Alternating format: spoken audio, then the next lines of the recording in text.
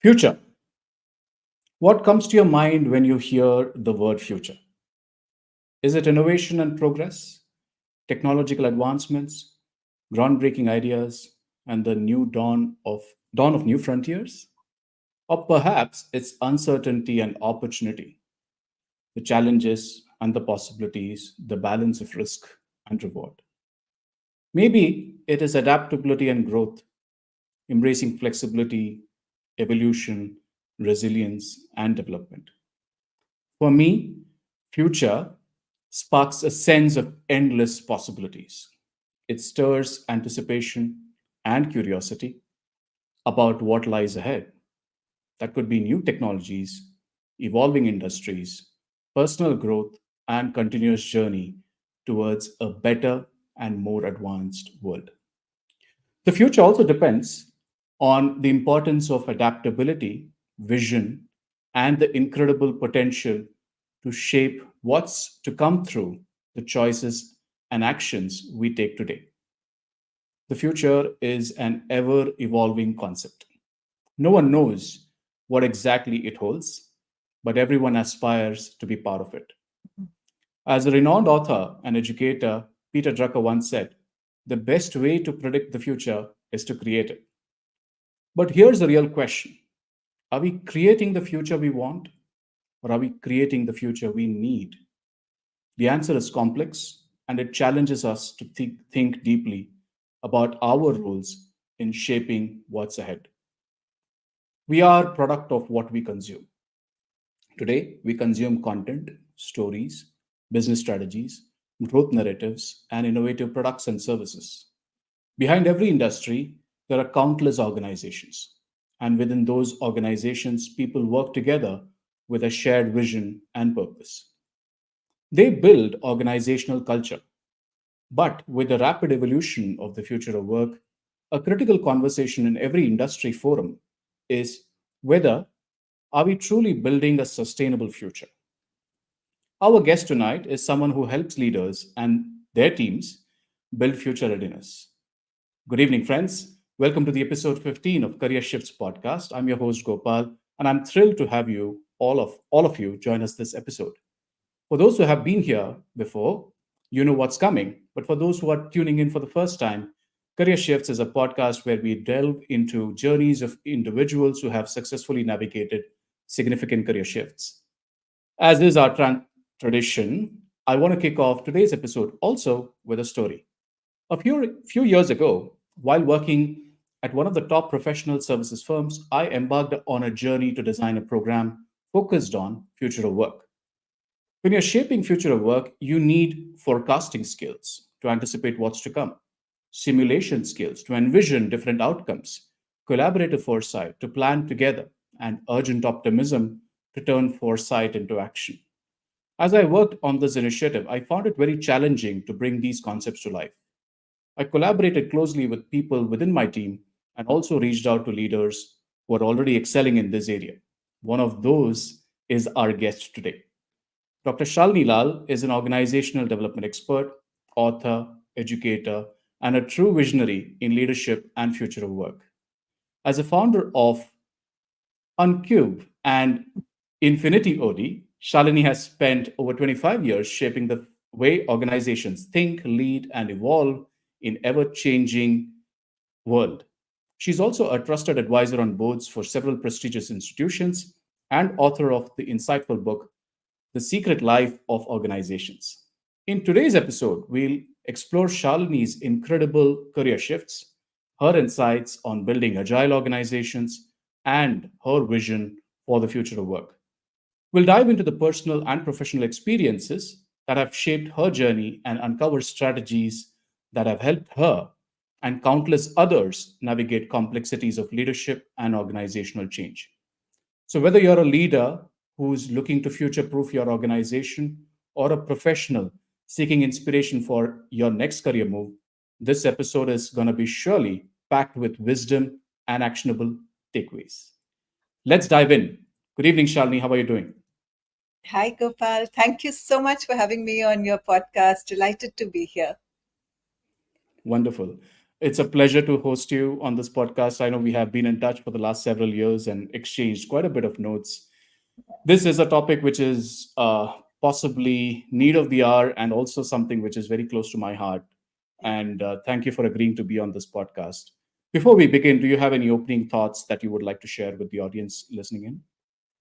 I loved your intro. I really loved your intro.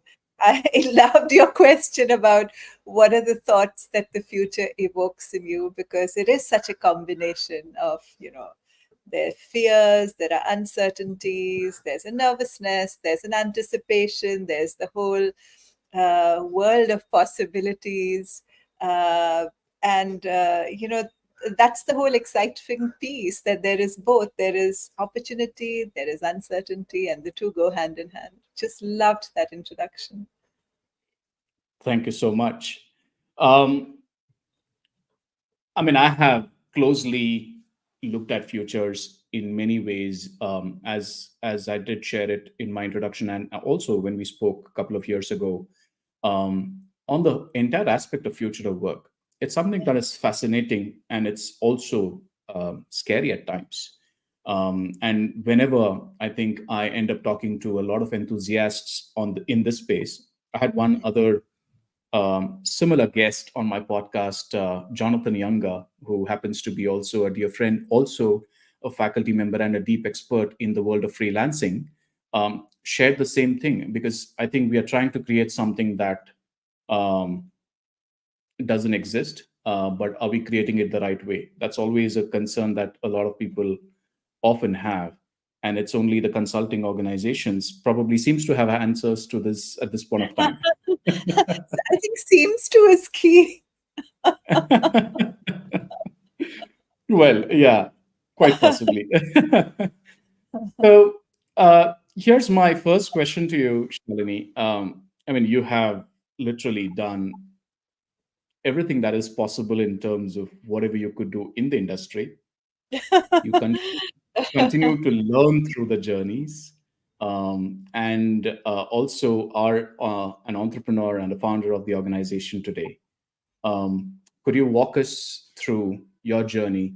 I'm sure there are a lot of people who would be listening to this podcast who may not know your journey. So it would be good to probably spend a minute or two about your journey so far, and what do you do today? Thanks, Gopal. Um, so my journey began in 1992, a long time ago. Right there, that's me. I was at IIM Ahmedabad, where you were till very Yes, recently. yes, Uh, yes. and when I joined the PGP program, frankly, I was there just because I cracked the entrance exam. I knew nothing about business school. I had no idea why I was there. This was the time, and I think this may still be true for many, many families, where you got into the best place that you could by some very, standard ranking. So I had landed up in Ahmedabad, and I had no idea why I was there. I had just turned 20. Hadn't spent a day in the outside world. I actually had no idea what I was doing there.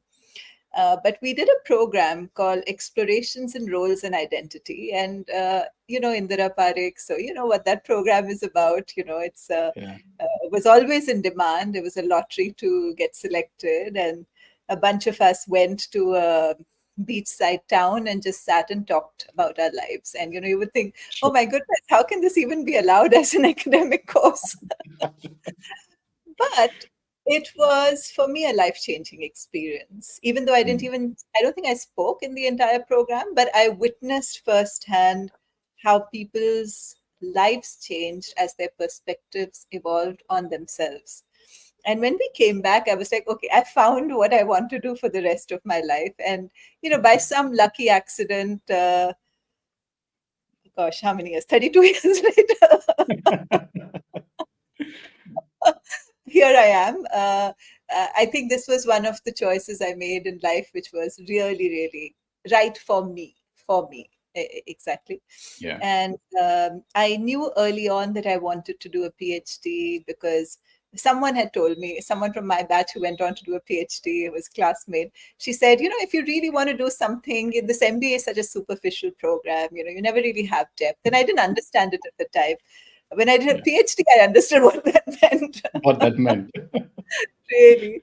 So I wanted to do a PhD, but I got married early. I had kids early. So, Mm. life got in the way. And it was finally 11 years after graduating that I actually went to UCLA and did a PhD.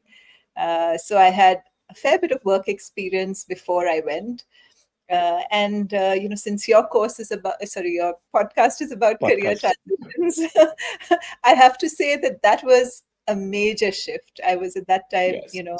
leading OD and change for Bharti Enterprises. So, I felt very senior, I felt seasoned, I felt, okay, I've got this. And then suddenly the next day I was a doctoral student. And Mm. it's almost a shock to your system Yeah. because you know and I'm sure you'll cover this at some point, but one of the big parts about a career transition is your self identity. Yes. And your self identity, you know you sometimes need to actively work to shift that. So when I was going, I remember a friend told me, because I was really concerned, how am I going to afford a family of four on a student stipend? It's a really real question.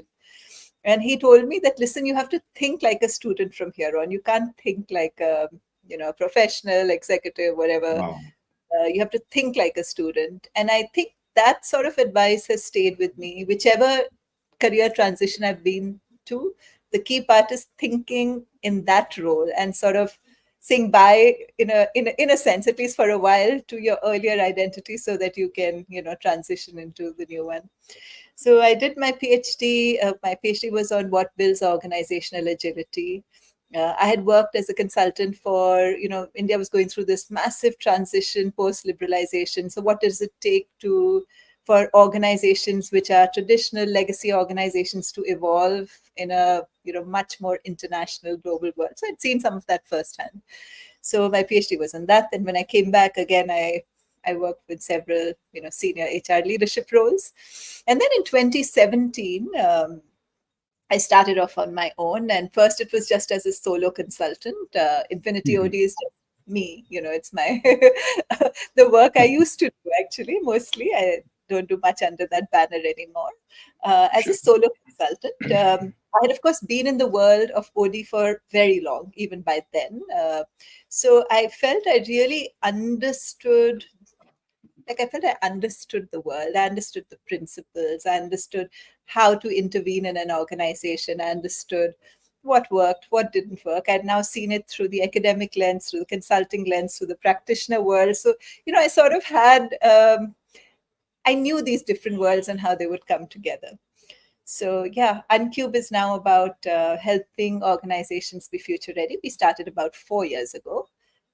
So we do work with a lot of, I would say, really well known organizations to help prepare their senior and top leaders for a very changed future from what they really grew Yeah. up for. So there's a big shift in Yeah. what they were trained in and what they actually have to be good at today. That's what I Sure. do. Sure. Wonderful. Thank you for sharing that. We have people tuning in from both YouTube and LinkedIn. So Rinal Krant says, hello, Shalini and Gopal. Joy Bhattacharjee says, good evening. And hi, Gopal. Good evening to all. Um, People, please feel free to engage, share your thoughts, comments, let us know which city you're joining us from. It would be lovely to hear more and more. If you have any questions, feel free to share that.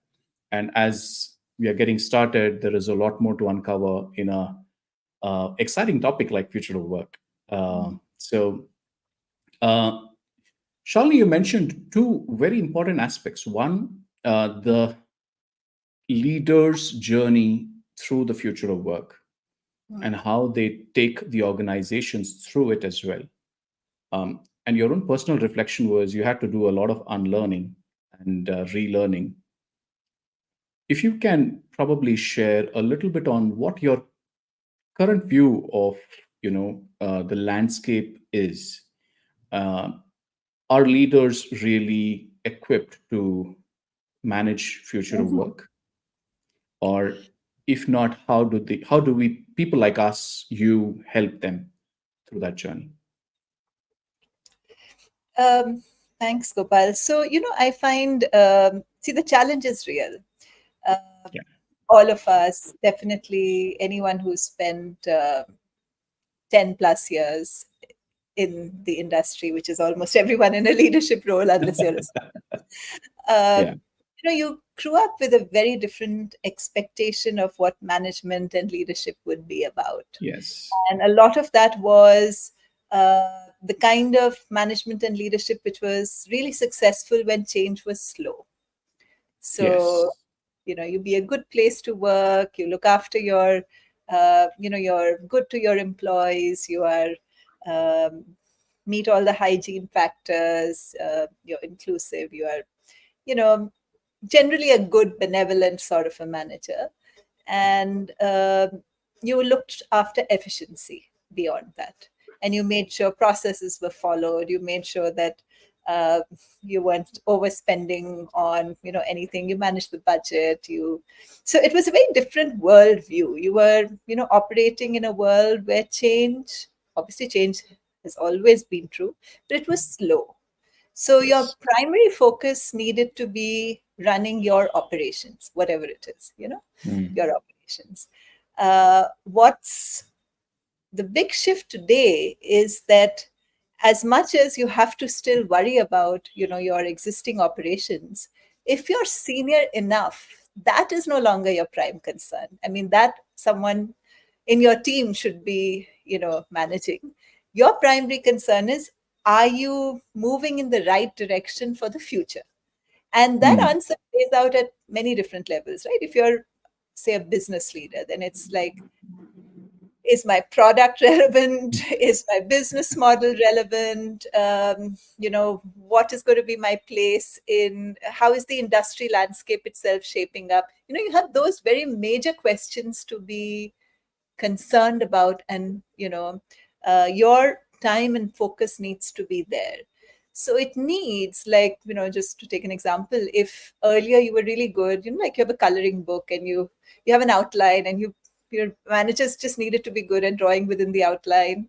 Everything was set, your business model was set, your systems were set, and yes, you could make it a little better, and I'm sure many people did, but you didn't fundamentally change that. that was the given sort of. And Correct. now, instead of a coloring book, someone hands you like blank sheets of papers and says, but now, that's a very different skill. It's a completely different skill. Yeah. It requires your ability to understand the changing world that you're living in. So, how are you going to scan the world for future trends? What is shifting? It needs you to be able to connect the dots and say, okay, so if this is happening in that part of the world, what does it mean for me? What might be? Nobody knows for sure, but what might be potential implications for me? How will my business be impacted by a change in regulation in, say, the US or UK or Europe, or because a lot of there are so Yeah. many in so Yeah. many industries there, or uh, how will the emerging technology landscape shift everything that we do? Is even the service we're offering relevant anymore? Is the product we're offering relevant? So everything has changed so fundamentally that the skills you need today are quite different. So True. sometimes, when we're working with organizations, we say, like, you were playing basketball, you became a really good basketball player, and the game suddenly became football. Now, maybe you didn't even realize that the game is no longer basketball. You're still playing basketball, but actually the game is football. Or maybe you realize that the game has changed, but you don't know how, and you don't know what to do about it.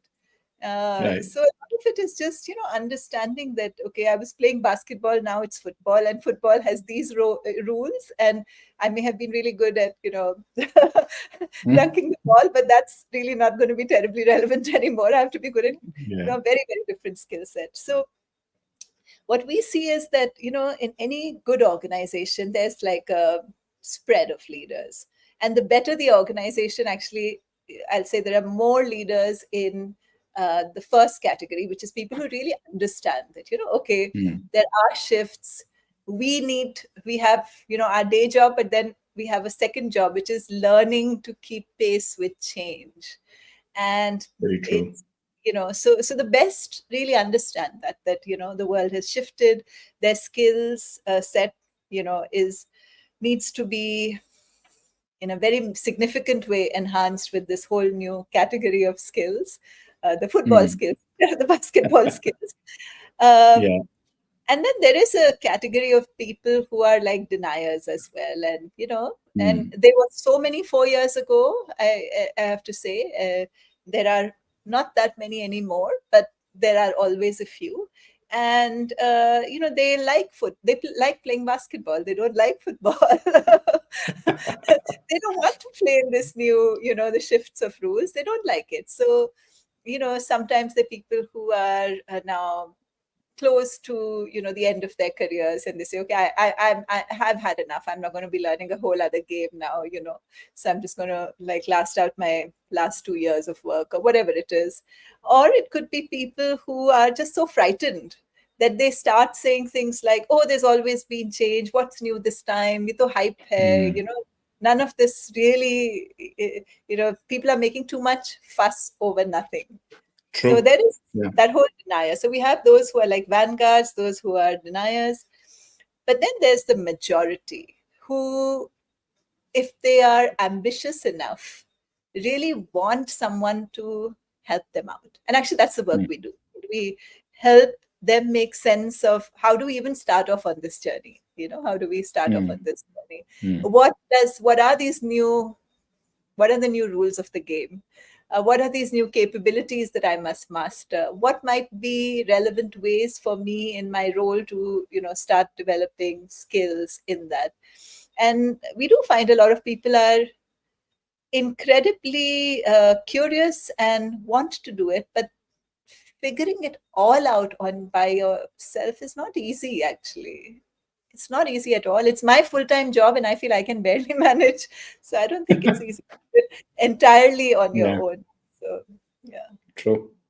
True. As this the famous saying goes, right, where every doctor needs a doctor. So I'm sure Yeah, you would probably feel the same way with how absolutely. things are going for you. Funny says hello. He is joined us from Hyderabad. Ashima has joined us from Gurgaon. I have a question from Sudipto, which I feel would be a good one to take up now. You mentioned that transition, you need to change the way you think about yourself. That's quite deep. Can you suggest something that makes it workable? I mean, firstly, absolutely. I think any career transition is an identity shift. Yes. And if you can't make that, you'll still have to change, but it's going to be much, much, much, much, much more painful, much, much, much, much more painful. I did develop a little trick. Can I share? Sure. Here I'm sharing outside of my like professional, I would probably not speak about this in a consulting project, but this is my own personal. Hmm.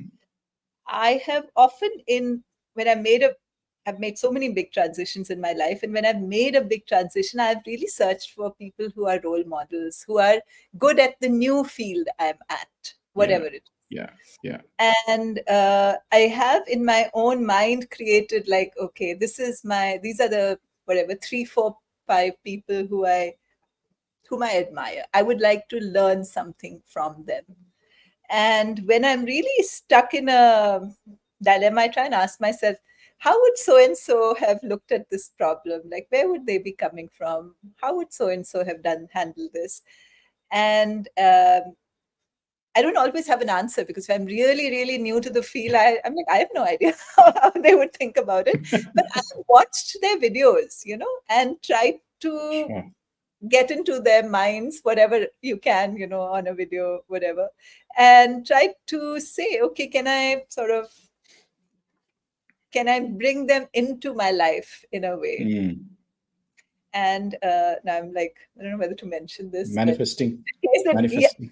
I've done visualization also. Sure. Sometimes it's Sure. like such a big transition that you Yeah. need a much more, like, it's a software reconfiguration. Your internal software needs an upgrade. True. and you only can give your internal software an upgrade. So True. yeah. As long as we are not trying to fit iOS into a Windows laptop. Yeah. Sure. Thank you. I think that was a great insight. We have a lot of questions coming in. Um, Joy writes, Shalini, it's truly inspiring to see how you have embraced the challenge of pursuing your PhD while balancing family responsibilities. It's a testament to your dedication and resilience. Given your experience, how would you advise this generation on the importance of seeking and excuse me, heeding advice from friends? How can they effectively navigate their personal and professional journeys with the support of those who truly understand their goals and challenges? It's a great question, Joy. Thank you Yeah. so much for this. Um, I mean, my own process has been very internal, though. Like, it's been because I've made a lot of choices that were nonsensical at the time. So, like, when I left to do my PhD, and I was in a fairly senior role and earning a salary in 2004 that, very few people would have been at, let me put it like that. Uh, and my whole family was also like, what the hell are you doing? How is this making any sense? Your kids are going to a great school here, they were in Sanskriti, what is this now? You're going to take them and you're all going to pack up and go to the US? Like, it makes no sense. So I have found that a lot of my choices, including coming back later, and Mm, a lot of times nobody else would have understood.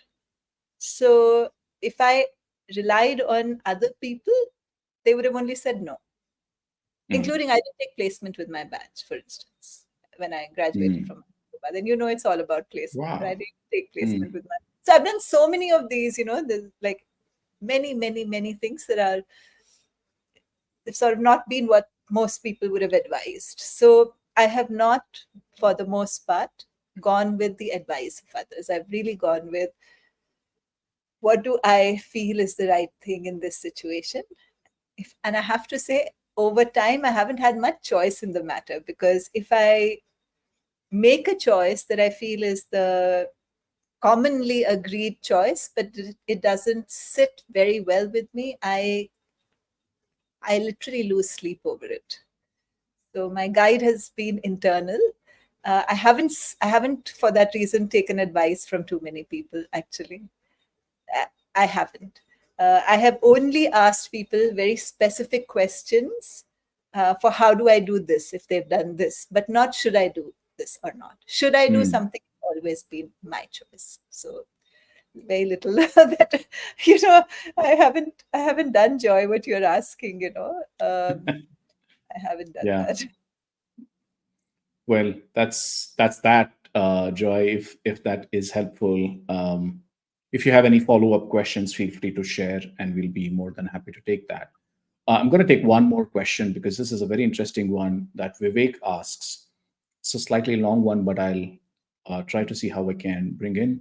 With 2 decades of experience as an HR professional in the industry, I've worked with global multinational corporations and observed significant technological advancements and rapidly evolving business dynamics every 5 years. This is a cycle of change is now compressing into 2 years or even less, which is true. This acceleration profoundly affects the skills required and level of commitment expected from individuals within your organizations. How do you believe we can be? I'm guessing I lost the remaining part of the question. Um, how do you think you can effectively navigate? Oh, no, I'm guessing what he meant was what should be organizational strategy for this, and perhaps also what should be individual strategy for this. Big Vivek, questions. clarify if you, I mean, I think there is a limitation in terms of number of words. So I only see partial question, but feel free to drop in the remaining part. But Sure. Shalini, any views on that? Firstly, Vivek, you're absolutely, absolutely right. And Yeah. like, different people have very different levels of comfort with change. I'll start with that. There are people who love uncertainty. Mm. because uncertainty is freeing for them. They Mm. aren't, any structure they're in today, they know is so temporary that they don't have to worry about it too much. Yeah. So there are people who thrive in environments where every day there's something new. Every day there's something Yeah. new. But our very, very traditional MBA, and I'll raise my hands, I've spent 8 years in business schools, so who am I to say this? But traditional MBA managers like a slower pace of change in general. You Mm. More manageable, like you said, earlier every 5 years, now it is every two. You're absolutely right. In fact, when we work with organizations, so we do this leadership competency remapping. How have Mm. the basketball skills to football skills, what's changed, what are the new skills? Yeah. And we say we cannot predict for more than 18 months. We can't. We don't know. We have no way of saying what your industry is going to be doing in 18 months. And that's unsettling to your starting point. It's unsettling, and yet it's tremendous opportunity. True. I'll take this. You must have heard of this whole butterfly flapping its wings on the Atlantic Yes. Ocean, creating a storm somewhere else. And obviously, you must be thinking, so many butterflies are flapping their wings every day. It's not like we have tsunamis. Thank God we don't. By the way, thank God we don't. But the Yeah. point I'm trying to make is that when you're in a place of great flux where Mm. everything is changing, then even something as small as a butterfly flapping its wings can have tremendous True. consequences. Yeah. So that's the big thing. We are living in a lot of flux, a lot of Yeah. flux. And the key skill then is understanding what it means to work in this flux Mm. and work with the flux. Mm. And that's a whole other set of skills. It's like what you say, I guess the easiest example is what a startup can do which a established organization can't. you know True. what they maybe do in like 48 hours, and an established organization takes a year to do the same thing. It's Correct. because of the flux which a startup is in, and that environment of flux allows them to just move very, very quickly. So Yeah. it's a rewiring, and that rewiring is not easy. And Mm. obviously it's nothing is impossible, and people are doing that all the time, Yeah. but it's natural. It's really Mm. not natural, because we have two things happening. If you're particularly leader in a large organization, and a lot of our clients are very large organizations, by the time you get to a leadership role, you've also been working for a long time, Mm. 20, Mm. 30, 35 years. So, you know, you're suddenly now learning this whole other way of work without having experienced it, you know, Sure. and that's not so easy. You need a lot of drive, a deep drive Yeah. to make that kind of effort to do that. And also, you have to be okay with knowing that you're going to be making a ton of mistakes in this process, because you are a novice at football. Let's not forget, you were Yeah. great at basketball, you're a novice at football. Yeah. True Yeah. that. True that. I'm going to take that and take it into a question, because you mentioned a very interesting part, which is a thing that a startup can do, a large organization can't. Not that they can't, but it takes a little longer time to do that, and which is why I think we have a wonderful book written by former IBM CEO who says elephants can't dance. So um, probably worth looking up and reading that. But coming to the question, Mhm. this change requires individuals to do different things. We're also going through a situation where people are moving from larger organizations to smaller ones, and probably vice versa as well. And another trend that I'm also seeing is people are moving from larger organizations to pursue passion in, let's say, it could be an impact consulting role, or it could be a guest faculty role, and they Yeah. fell in love with that so much that they continue doing that. What internal shift does one need to be able to make, um, to be able to be okay with that? I mean, there could be some vulnerable moments, and I'm sure you went through that as well.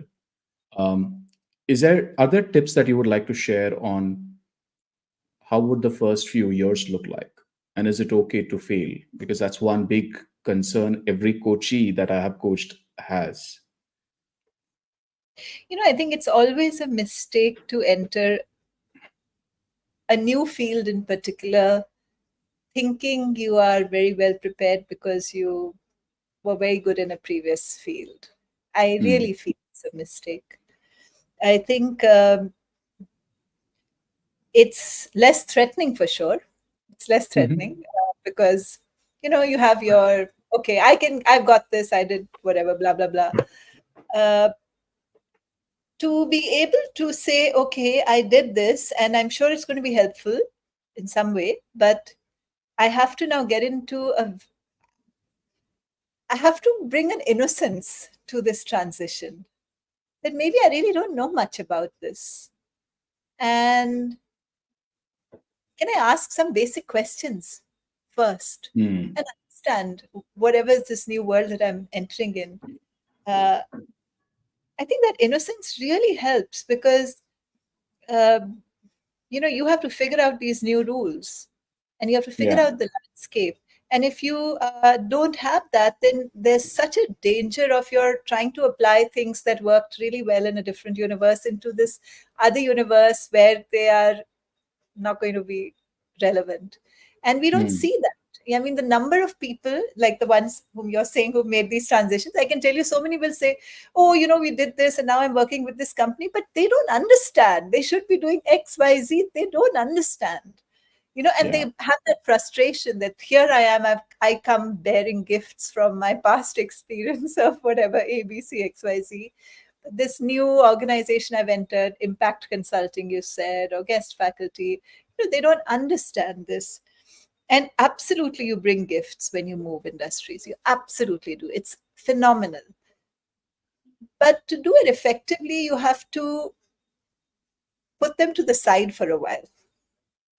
Put them to a Sure. side. Yes, you have them. They're not running anywhere. They're going to be with you. Put them to the side and say, okay, I'm new here. I'm new here. What can I learn about this place that I didn't know? And I think being a beginner is very helpful. It's a beautiful place to be a beginner. It's not good for your ego at times because you feel, oh, but where is my accomplishment? But it's a beautiful place in the sense that you can see things which even people who've been in that system for ages cannot see. You can connect dots in different ways. And Sure. I think you can learn to be a beginner. You Yeah. can learn to be innocent in any new place and say, okay, how do I figure this out? Lovely. I think couldn't have said it better than that. Learn to be a beginner and be um, curious as well. I think that's one thing that people have stopped being, and which with so much of information overload that's happening, we think that we know quite a bit, but the answer to that is no. And it's okay to ask. So thank you for sharing that, Shalini. Really appreciate. Funny says a startup is a new statin that busts corporate cholesterol. It's a good one.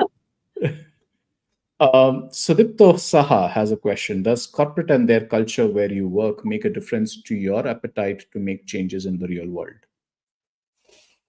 Well, Corporate. that's a really hard one. I mean, certainly your different corporate cultures are differently adept at change. That's Yeah. absolutely. There are organizations, even large ones, where they're skilled at change, and change is a Yeah. skill. And Yeah. it's a skill at an individual level, it's skill at an organizational level. So there are organizations that are skilled at change where they're doing something new all the time, they are reinventing themselves very often. And then there are others who are like, okay, particularly if their business model is such that they are protected either by government or some tech patent or some whatever, they protect a little, if they work in a relatively protected industry where they can just go on for decades with almost nothing changing, and then suddenly everything changing. Yeah.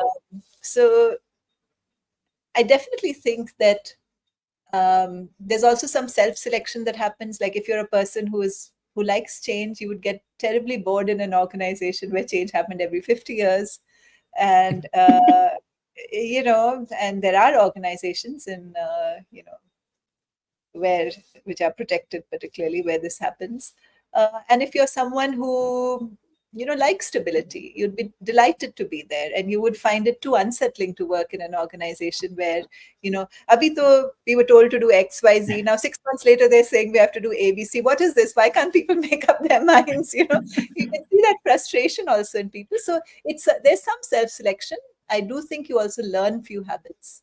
Like it's a skill. If you are good at change, you can learn to be good at change, you can learn to be better at change, you can be learned how to drive change very successfully internally.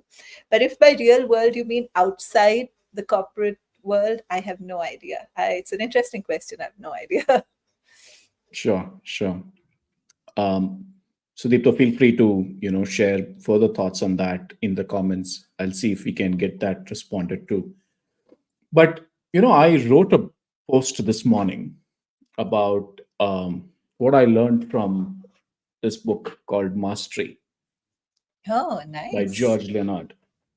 Um, he brings in a very interesting perspective on how world is evolving, and we're all always struggling for attention. And he introduces this concept of dabbler, the obsessive, and the hacker. I could resonate with a lot of being dabbler, and dabblers are people who kind of start uh, a particular thing, go on as long as they can, but maybe something else new comes in, and then they start losing interest in something Yeah. that they have been pursuing. And the reason for that is also, if I were to reflect deeper, um, in the last 20 years, if we really look, the amount of options and choices have been incredible, right? The kind of careers that we are seeing people having today is unheard of. Like I mentored in a couple of business schools, and everybody wants to be a strategy consultant. Everybody wants to be a founder's office leader, and yet there are many other roles that exists. So, question that I have is, while change is required, change also comes with a price that you have to pay of not attaining mastery, if I can Hmm. say, Hmm. and reflecting your own personal journey of spending that 5 years in UCLA doing your PhD. How much of that has impacted your career today? Has I mean, does one need to be a master in something that they are good at to be able to lead the change? It's a really good question. Hmm. Well, let me take your first one, which is a little easier. Reflecting on my own journey. So 6 years, firstly, Okay. full time. Yeah. um, a lot of people ask me that because I didn't stay on in academia, and I didn't stay on because I'm a Hmm. terrible academic researcher and I would have had a zero career there. I needed to and I thrive in actual organizational situations. So I would have been a misfit there. But a lot of Hmm. people ask me, so you did this, how did it help you? Really, how did it help you? And for me, which was actually the intent I had in the mid 90s when I decided I wanted to do a PhD, was that I felt, okay, if there's something important in this subject, I've read it. You know, Hmm. I have Hmm. read it. There cannot have been an important idea that I'm unexposed to. Like they cannot. Sure. I just, spent 6 years full time, just making sure. So there was this confidence that if there's an important idea out there, I am at least familiar with it. I at least have a surface level familiarity. And I found that one of the things that comes naturally to me uh, is this ability to connect dots. Okay, this is what I read in this paper. This is what's happening in this organization. Mm, What can I take away from this piece of research that helps me understand the phenomenon in this organization? And it's most people don't do that, by the way, neither academics nor practitioners, but it's something that somehow is very natural for me. And I sure. found super helpful. Super helpful. So it gave a Mm, confidence, firstly, and that's a really good place to be at. Okay, I know the lay of the land, I know this field. Uh, then the PhD itself taught me a few skills that I feel are, I mean, just so valuable, like the ability to critically examine a piece of writing, anything, a mm, research paper, a point of view, whatever, an opinion piece, could be anything. But to be able to critically examine it and say, okay, this sort of makes sense, this part is a little weak. Uh, and that's an appreciation there's absolutely no way I would have had, any other way. And mm, finally, I think the piece that has really, really, really stood me in great stead is in all the work I do, it's a combination of research and practice. So Unqbe works sure. like that. We do some research every year. This year it is on which organizational cultures are more conducive to AI implementation. So there's always a research piece, and then there's the actual practitioner experience. Of course, our research is more in the it's a very, we go into organizations and do our research, so there's a certain style to it. So it's shaped the way I work completely. Mm. So that part. What was the other question, which was the harder one to answer? So Oh, like the mastery and change. Yeah. I don't know. I don't know the answer, Gopal. I don't know the answer. I think it's, for instance, absolutely fine to be a dabbler. um, I do remember even academics have to make that choice, like uh, Yes. if I like a certain topic, for instance, should I spend 25 years in that topic or should I spend 5? In academia, you've been there, it's like less than Mm. 5, you Yeah. would hardly be able to do anything, right? Aapka ek bhi paper nahi aane wala. So you need a minimum of, say, like 5-ish years as Yeah. a block to Yeah. do anything, which is, and then you make a Sure. choice. Should I spend Yeah. 20 years, 30 years on one block, or do I spend 5 years in, something? And I think there's merit to both. I think there's a certain amount, like 5 for academia and I don't know, whatever, something for 3 4 years maybe. world, maybe 18 months now, where, Yeah. you need a little bit of that to really understand how to do something, beyond the absolute superficial. So maybe I think in today's world, 18 months is you should at least do that for 18 months to feel, okay, you've learned something that you can, Learn say, something. in Sure. my arsenal of skills. Sure. Sure.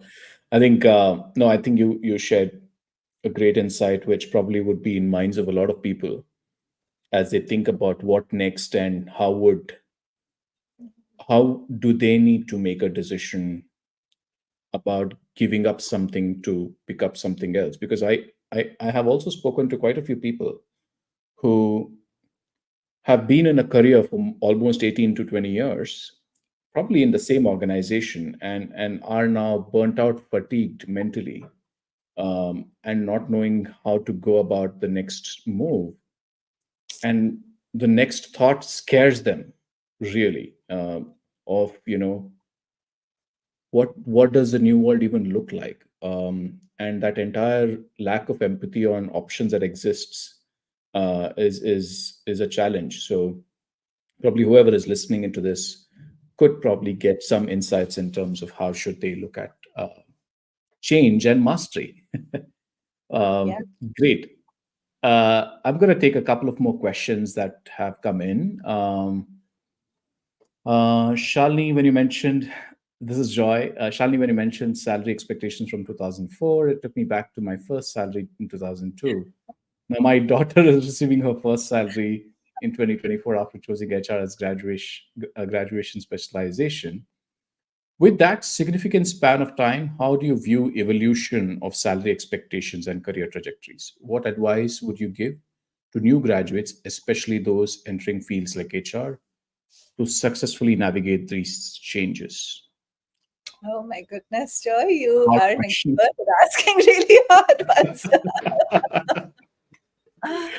You know, I don't know. I don't know if I have much to say though, Yeah, because I don't know how much has changed really in the way salary negotiations happen. I mean, yes, they're much more flexible now, more room for negotiation than there yeah, was, say, 20 years ago when the grades sort of system was, very active.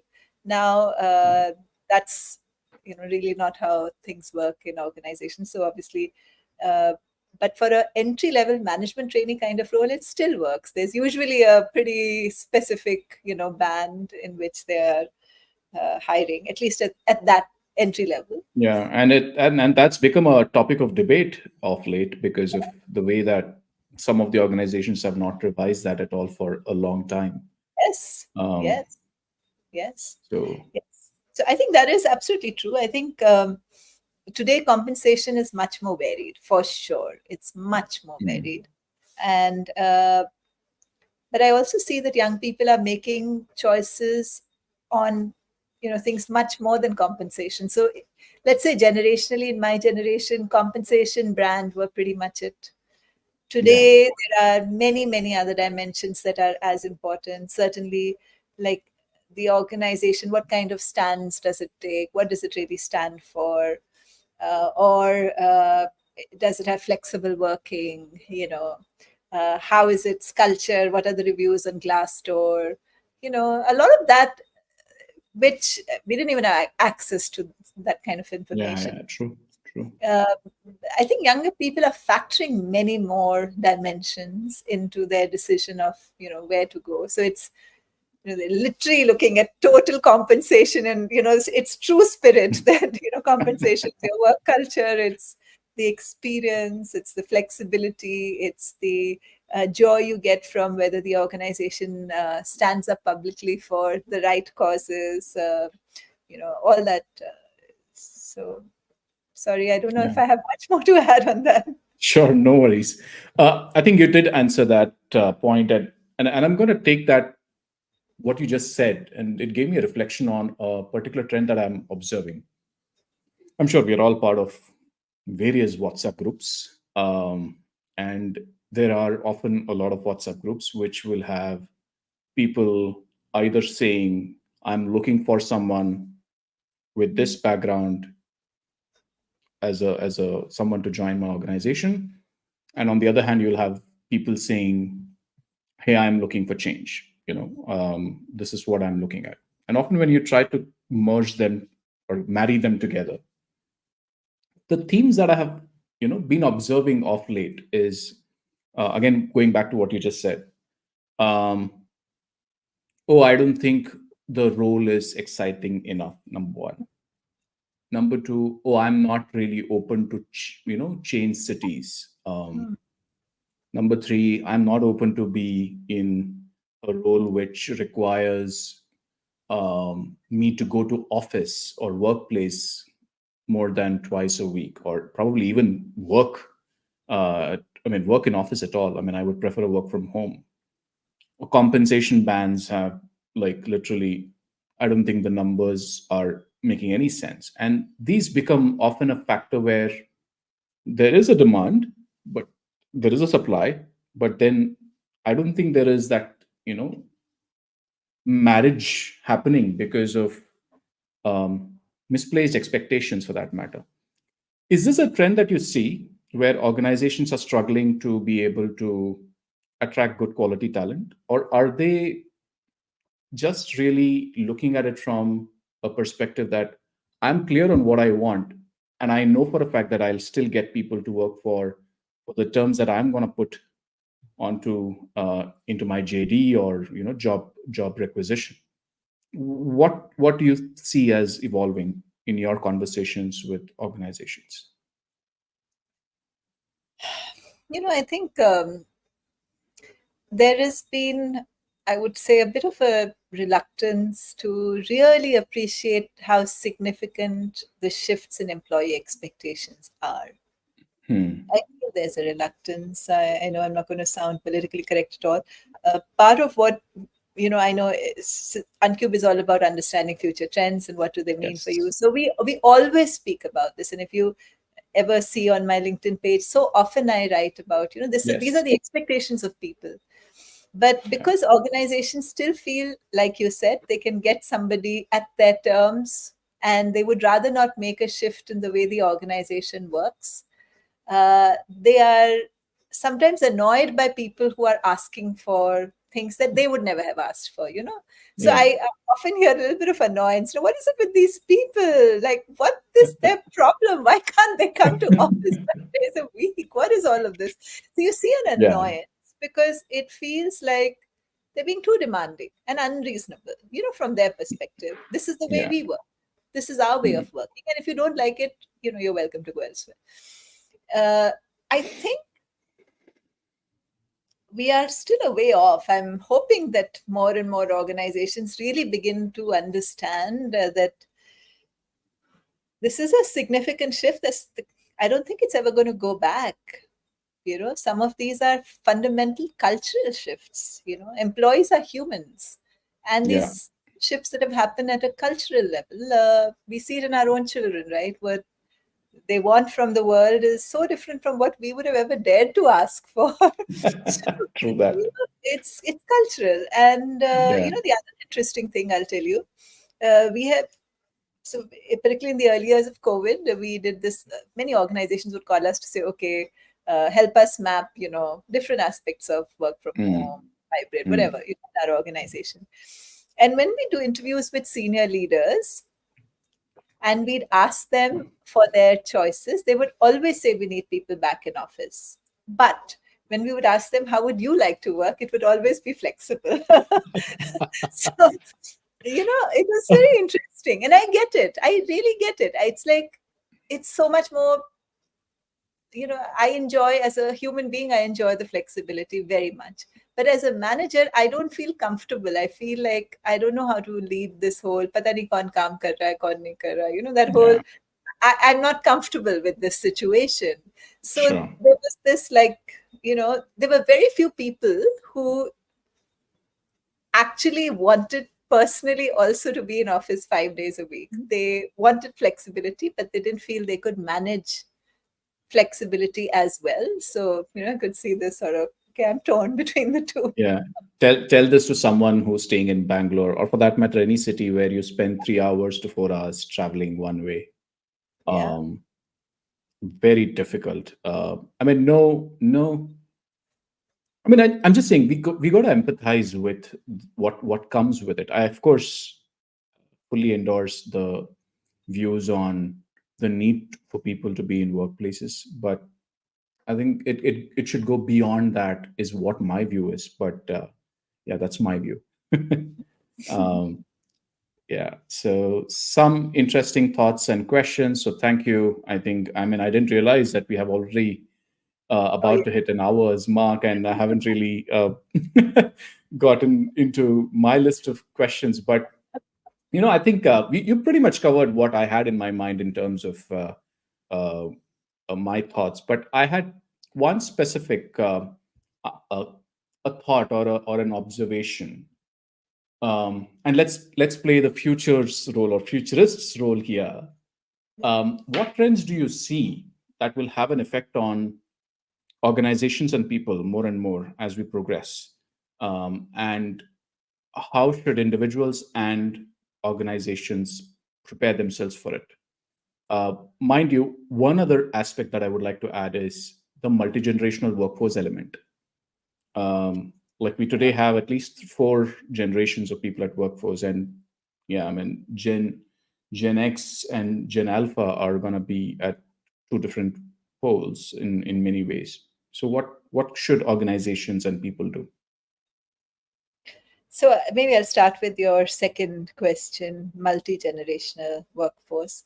So we'd actually done a Project Sangam last year, where we, you know, had interviews with, young people across B towns, particularly to understand, okay, what are the expectations from the workplace.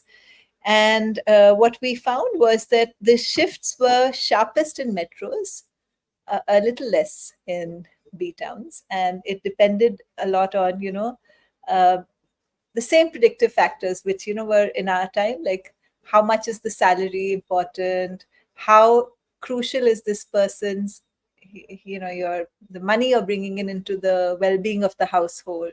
So Yeah.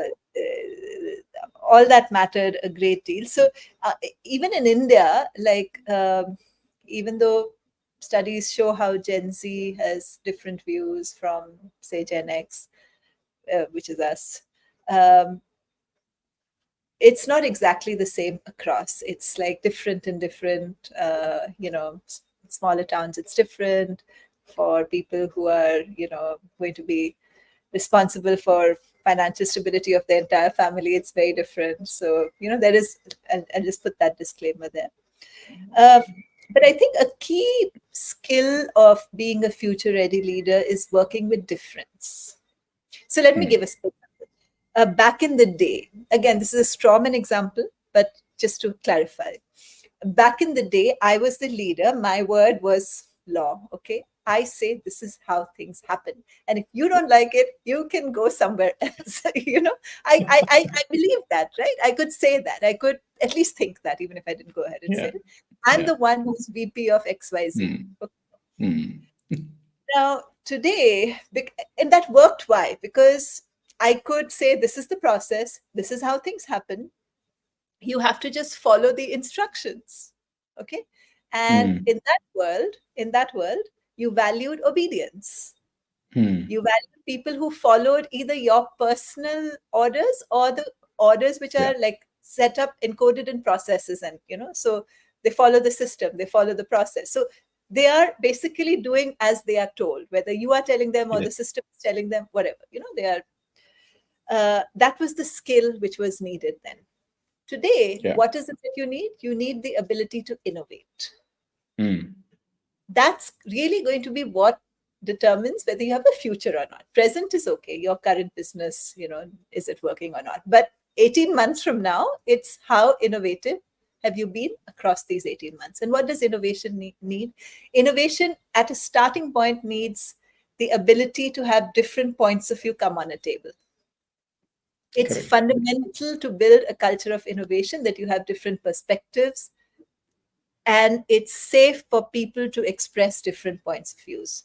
So basketball, football, the rules of the game in basketball were different. The rules of the game in football are different. Earlier, it was about, can you do what you are told? Now it is about, can you be entrepreneurial, spot new opportunities, help us cope with a very fast changing future? It's a different set of rules.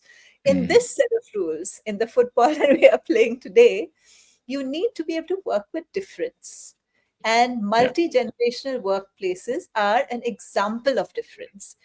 You have to value that difference. That difference is what will enable you to be innovative. If you expect young people today to do what they did in the earlier model, where they just had to follow orders, it's such a ridiculously wasted opportunity. True that. You are now playing football. They have to be helping you innovate.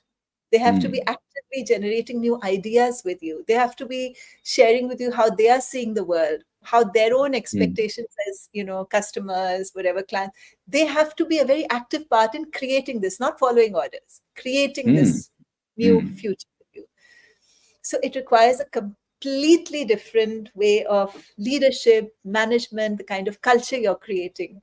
And that's a very important, realization and understanding. And now I'll connect this to, your starting point that, with so much is changing. I think the biggest thing is understanding this piece, that it is, Mm. earlier it was, how well do you follow something which is set up, by tradition, by Mm. systems, by, Mm. see if you like, whoever, how do you follow whatever is set up? Today, it's about Yeah. how are you spotting new opportunities and making and being really quick to capitalize on them. So the Yeah. fundamental rules are different. So it requires you to now be able to do two, three things which you never needed to at that level before. One is understand external environment, because if you don't understand external environment, though, you failed before you even started. Correct. You have to understand what's changing in technology, what's changing in geopolitics, the whole sustainability movement, employee expectations, etc., etc. There's a whole list of. To understand that, because that's where the clues lie. That's where the clues Correct. lie. Okay, what does this mean for me? Then you have to have the skills to create innovation within your teams, your organization, which is new leadership style, new management practices, new. I mean, innovation's its own set of skills, right? Its own universe. True. So, what are innovation practices? What's the innovation mindset? So that whole piece. And the final thing is your own personal capacity for reinvention. Sure. It's going to tax you a lot. It's going to tax you a lot at a very personal level. So, what is your personal capacity for reinvention?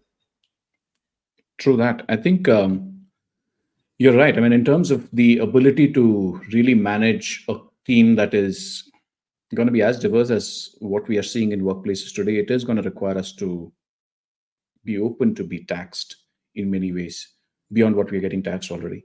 But that was on a lighter note. What what would your guidance be for someone who's starting in a workplace right now, and probably someone who is also in their mid careers, on how to manage this change better? I think someone who's the two very different problems actually. Yeah, Someone who is mid career has two it different harder. problems. Has it Yeah, harder.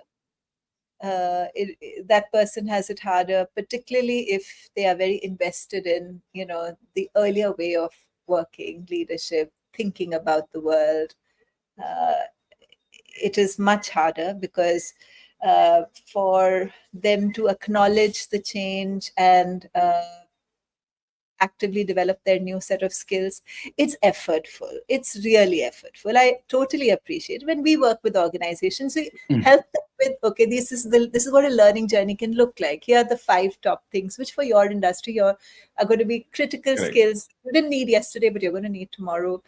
So people have to spend time over and above what they're doing, and I honestly, my heart goes out because I understand just how Yeah, hard it is for all of us, to just be doing our day job, but this is an additional piece. Embracing change is, but on the other hand, it's a joy. mm, Can be really. For anyone young, I would say, listen, change is your key skill now. yeah, Change is your key skill. Learning to keep changing is your key skill.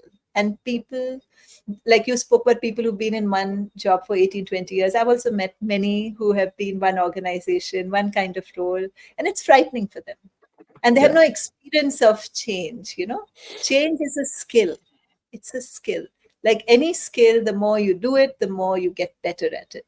And the more you correct. feel confident you can do it. If you have ever done it, it's like you're holding on to the bar, you don't want to let go. True, true, very true. Well, I hope people who are listening to this are able to get some good insights and takeaways. And of course, we are always there to, answer any questions that you still have through chat. But I'm very mindful about the time that we are. I mean, it's already 1 hour and 8 minutes. And I'm also respectful and mindful of the time that people are investing into this. So I'm going to quickly shift into the last section of my podcast, which is rapid fire. Oh my And goodness, if you we didn't can, warn me. well, it's not going to be the coffee with Karan Correct. Go style, ahead. Okay. but a simple one, which I think would help people know a little bit more about you than what they already know. Okay. So, the first question: any one book that you have personally read and has had a deep, profound impact on you? Oh goodness. Uh, there's always one or two that I'm sending out to everybody to say, I'm now reading, changing my life. Oh gosh, what is it today? Is more the question. So I'm very drawn to books with philosophy in them somehow. Mm, It's not everybody is. It's just my thing. And whether that's philosophy and largely personal philosophy, Sure. frankly. I'm very Sure. drawn to books on personal philosophy. I've been reading Martha Beck's work. Now, I don't know what her book is called. Let me just quickly check. But she has written a lot on personal change. Hmm. And I find that quite helpful because I'll quickly Google what's the name of the book that I'm reading. The Way of Integrity. The Way of Okay. Integrity. Uh, and I really liked it because it was all about when you are bringing about change in your personal life.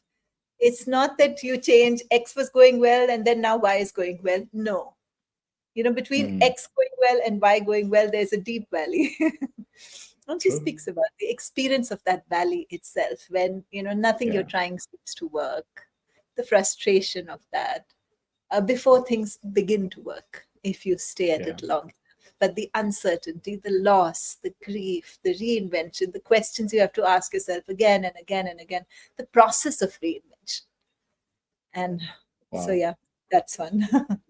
Yeah. I'm gonna dig deeper into that and see if I can pick a copy of that as well. The next one. Are you a coffee person or a tea person? Tea, absolutely addicted. Great. Um, the leader you admire the most? Oh my goodness. Okay, that's a tough one. That's a really hard one. So I always like that the things I pick from different people. I mean, in India, I certainly I am an admirer of father of our nation, Gandhiji. I have in the Western world, I mean, at least the early Barack Obama, I was an admirer of. Maybe not eventually as much, but certainly the early Hmm. years. Uh, Number of women who are more celebrities than leaders, but whom I really like. I like the way they speak their truth in particular. Um, I love, I mean, I follow Oprah Winfrey, Michelle Obama, all women who have strong points of view and can, very unabashedly speak their truth. I really like that. Yeah. That appeals a lot Yeah. to me. Lovely. I know I had a question that I wanted to ask on your own book, but probably um, for another, maybe a session two of chatting with you. Your favorite way to unwind after a long day? Oh my goodness, K dramas. As like, then I switch my brain off because my work is so cerebral, through the day. I like then there's a True, time like, okay, true. I'm done. I'm done. Brain off. That's Lovely. The best piece of advice that you have ever received? wow, that's a deep one. Uh, I think this idea has appealed a lot to me that we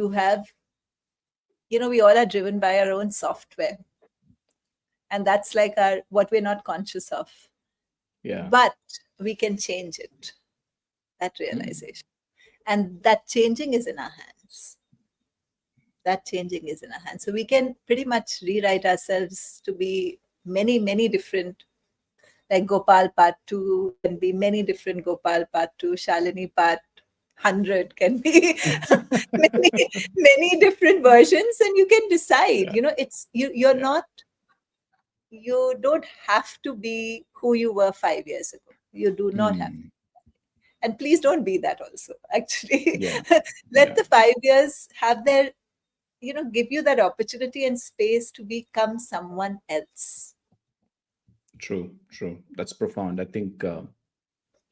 Yeah. Otherwise, you'll become irrelevant in times like these. To be honest. So Yeah. lovely. And the last question: one word that describes your leadership style. Oh my god. I think I abdicate leadership too readily. Not at all positive, not recommended, but that's actually the truth. Well, I will leave it at that. I would say because I'm sure a lot of your people who have worked with you, and people who have had experience of being part of the journeys that you have been part of, would have a lot of comments to add to this post once it is gone live. So with that, I think, thank you so much, Shalini, for taking time, joining this podcast, sharing your views, and thank you to all of you who have joined in and shared your thoughts, questions, in all openness. Really appreciate that. Any parting thoughts that you want to share with the audience today? I loved your podcast. I really think it was so much fun. I loved your questions. So, just enjoyed that so much. I think we're living in really, it's such a cliche, but this is an amazing time. It's an Yeah, amazing time because you can make so many things happen that, the structures are so loose. So yeah, loose. That's the fun of it, yeah, Change yeah. this, change that. Change yourself in the process. True, true. Change, but at the same time, be aware of what the identity you're creating for yourself as well. That's also something that you shared early on. Conscious. Yeah. So yeah, really. Thank you again, to you and everyone who tuned in today, or probably even catch up this episode on other platforms as it gets produced and shared. Thank you for being part of this journey with me, and I hope Shalini's incredible journey and our conversation on building agility and future readiness for organizations and individuals have inspired you to think about how you can shape your own future, your own career, probably even your own workplaces. As Shalini highlighted, future of work is not about adapting to change, it's about actively creating the conditions that allow for innovation, growth, and sustainability. It's about fostering a culture that aligns with evolving needs of both people and organizations, ensuring that we're just not reacting to the future, but probably are also working towards building it with intention and foresight. I've said this before, I've said this probably in each of my episodes, but I'm going to say this again. We are living in a time where the way we work is being redefined. And as Shalini and many of our previous guests have shared this and emphasized, embracing these shifts with vision and adaptability is key to thriving in this new workplace. I look forward to bringing more inspiring stories and practical insights in future episodes. Until then, stay curious, stay innovative, keep tuning into Career Shifts podcast on LinkedIn, YouTube, YouTube Music now, Spotify, Amazon Music as well, and Apple Podcasts. See you all soon. Keep shifting forward and upward. Thank you.